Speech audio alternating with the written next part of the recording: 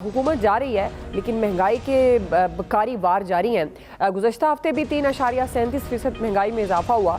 मजमूई तौर पर महंगाई बढ़कर 29.21% हो गई। लाहौर में चीनी 160 रुपये फ़रोख्त हो रही है इस वक्त, और गंदम भी फ़ी मन 50 रुपये महंगी की गई है।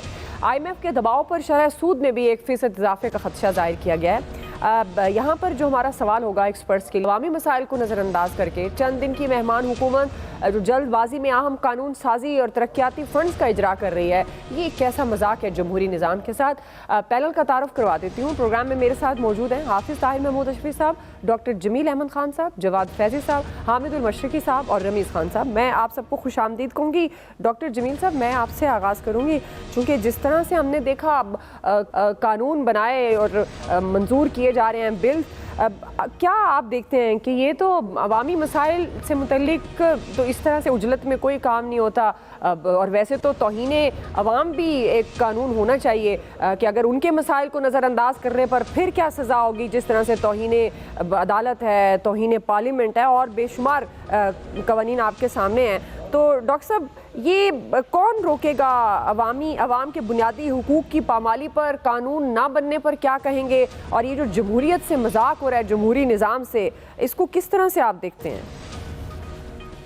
नहीं, वो अवाम के हुकूक का पामाल कब नहीं हुआ है, तो इस वक्त भी वही हो रहा है जो पहले होता रहा है।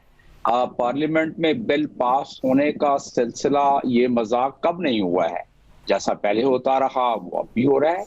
3 दहाइयों के तो एग्जाम्पल सामने रखी जा सकती है, चंद एग्जाम्पल मैं आपको दे भी देता हूँ चंद लम्हों में। तो ये पहले जिस तरह होता रहा है उसी तरह आपको पिछले बजट का अंदाजा होगा। आपके ही प्रोग्राम में गालिबन मैंने ये बात की थी कि 7 जिल्दों पर जो फाइनेंशियल बिल था, मोटी मोटी किताबें, उसको टेबल पे रखा गया, एक रात पहले उनको दिया गया। अब 7 जिल्दों पर तो आप वैसे भी नजर भी नहीं मार सकते आदमी। तो उसी तरीके से 2021 में खैर से 31 बिल, अगर मुझे 33 बिल बल्कि पास हुए थे नवंबर के महीने में 2021 में, और इसी उजलत से खैर से पास हुए थे। तो इस दफा भी थोड़े से कम हो गया उससे, लेकिन सवाल ये पैदा होता है कि जरा दायराना नजर आप दौड़ाएं तो हमारे जो बहुत मोहतरम पार्लियामेंटेरियन हैं उन्हें मौका कब दिया जाता है? 6, 7, 8, 10 से ज्यादा किसी पार्टी में बता दें जो डिसीजन मेकिंग में इन्वॉल्व होते हों। बाकी तो ये कॉस्मेटिक है। तो इस कॉस्मेटिक के तहत जिस तरह पहले मुल्क चलता रहा उसी तरह अब भी चल रहा है। आपने अवाम की बात की, अवाम को कौन पूछता है?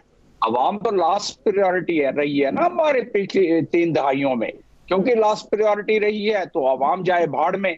तरक्याती फंड भी देते जाओ और फाइलें वो सारी क्लियर करो जो अपने में इंटरेस्ट की है बाकी 13-14 दिनों में, और बाकी जो सारे प्रोग्राम्स को उस तरीके से इब्तिदा किया जाए कि थोड़े से इम्पैक्ट पड़ जाए, नजर आए लोगों को कि भाई ये जो है किस तरीके से प्राइम मिनिस्टर साहब हमारे वो मुतहर्रिक हुए हैं। ठीक है, इसमें कोई शक नहीं कि पंजाब में बहुत मुतहर्रिक थे, उन्होंने अपना नाम पैदा किया, लेकिन अभी इतनी सारी पार्टियों को लेकर चल के तो जो जितना कर सकते हैं वो कर रहे हैं, इससे ज्यादा वो भी नहीं। तो ये सारे इफेक्ट्स हैं, दरअसल ये सारी के सारे जो है वो आंखों में धूल झोंकने वाली बात है, और वो चल रहा है जो ये सिलसिला रुकने वाला नजर नहीं आता जब तक कि ये निजाम तब्दील नहीं होगा, जब तक मुतवस्सत तबके के लोग डिसीजन मेकिंग में शामिल नहीं होंगे, जब तक यही एक तबका जो पूरे मुल्क में, यही आप गिन लें और गिन के आपके वाकई भी पूरे पैनलिस्ट इधर मौजूद हैं,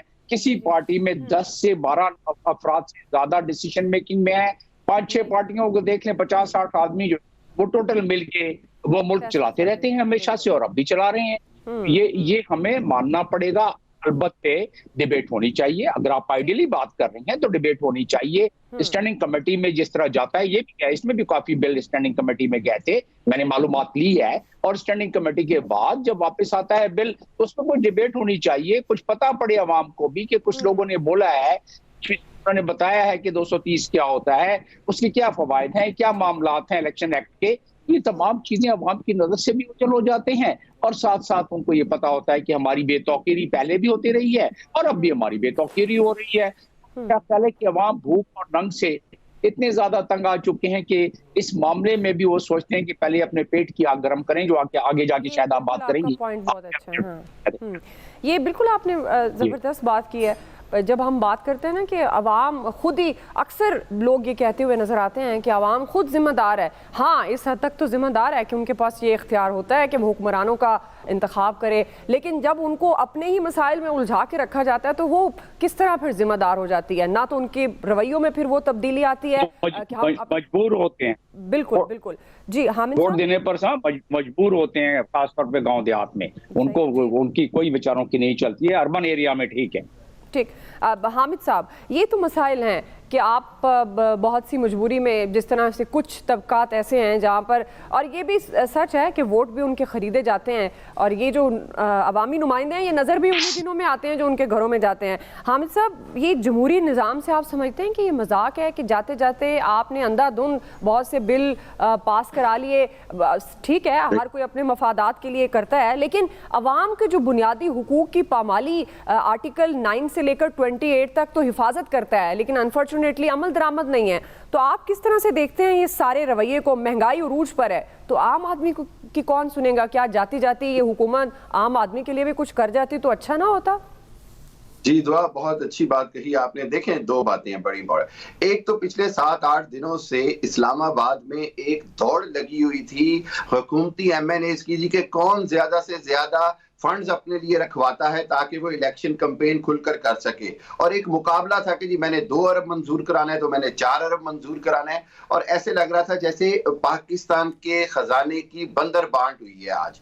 ये पाकिस्तान में ना, वो जो बात मैं बार बार कहता हूं कि जरदारी साहब ने जो कहा था ना कि जमहूरियत बेहतरीन इंतकाम है, वो इंतकाम दरअसल हमारी आवाम से लिया जाता है, हमारे गरीब आवाम से लिया जाता है। और बदकिस्मती ये है कि पाकिस्तान के अंदर जो जमहूरी निजाम है वो अपनी मौजूदगी और अपना जो उसका बका है उसको ही खतरे में डाल रहा है। पाकिस्तान में आप समझें कि इस तरह की जब मिसालें आएंगी, जब 15 अरकान 300 से जायद अरकान के ऐवान में उन 300 से जायद अरकान के मैंडेट की भी तौहीन करेंगे, उन 24 करोड़ अवाम के मैंडेट की तौहीन करेंगे, और 15 अवाम में तो स्पीकर हो, डिप्टी स्पीकर हो, या जो भी हेड ऑफ द हाउस थे, उन्होंने ये हाउस चलने कैसे दिया? फिर हम कहते हैं कि हम अदालतों की तरफ देखते हैं, फिर हम कहते हैं कि सुप्रीम कोर्ट जो है वो कानून साजी के मामलात में मुदाखलत करती है। मुझे आप एक बात बताएं कि जो वुकला हैं या जो अवाम है वो किस तरफ देखें जब इस तरह की बंदर बांट हुई हो? देखें, मैं ये बात समझता हूं कि ना तो कोई तरक्याती काम अगले कुछ दिनों में होना है, ना कोई जादू चलना है।